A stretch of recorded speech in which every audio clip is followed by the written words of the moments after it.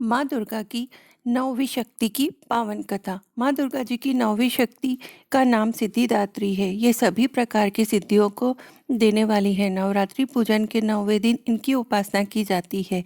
इस दिन शास्त्रीय विधि विधान और पूर्ण निष्ठान के साथ साधना करने वाले साधक को सभी सिद्धियों की प्राप्ति हो जाती है। सृष्टि में कुछ भी उसके लिए अगम्य नहीं रह जाता है।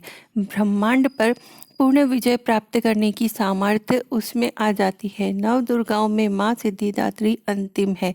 माँ की उपासना करने से सारे पाप धुल जाते हैं और माँ सारे कष्टों को दूर कर देती है। माँ सिद्धिदात्री 4 भुजाओं वाली है। इनका वाहन सिंह है। ये कमल पुष्प पर भी आसीन होती है। इनकी दाहिनी तरफ के नीचे वाले हाथ में कमल पुष्प है।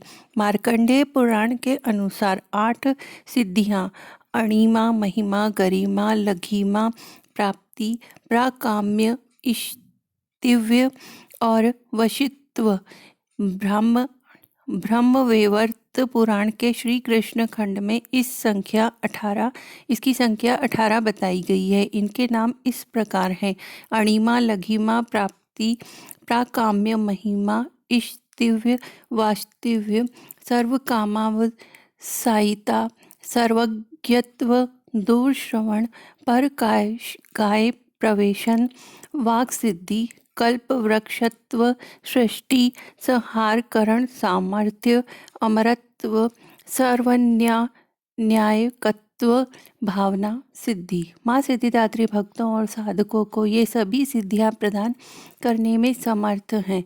देवी पुराण के अनुसार भगवान शिव ने इनकी कृपा से ही इन सिद्धियों को प्राप्त किया था। इनकी अनुकंपा से ही भगवान शिव का आधा शरीर देवी का हुआ था। इसी कारण वे लोक में अर्धनारीश्वर नाम से प्रसिद्ध हुए। प्रत्येक मनुष्य का यह कर्तव्य है कि वह माँ सिद्धिदात्री की कृपा प्राप्त करने का निरंतर प्रयत्न करे, उनकी आराधना की ओर अग्रसर हो।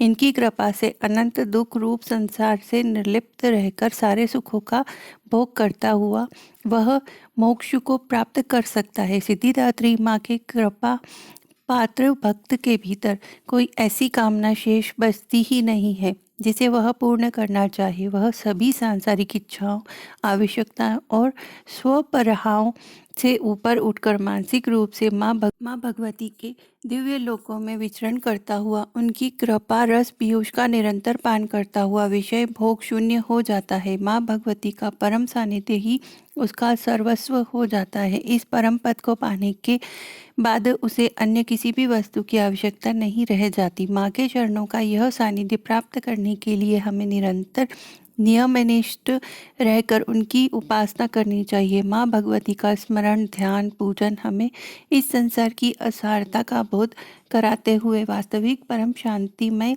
अमृत पद की ओर ले जाने वाला है। आज के इस युग में इतना कठिन तप जो कोई भी करता है, माँ की कृपा उससे प्राप्त होती है। अन्य 8 दुर्गाओं की पूजा उपासना शास्त्रीय विधि विधान के अनुसार करते हुए भक्त दुर्गा पूजा के 9वें दिन इनकी उपासना में प्रवृत्त होते हैं।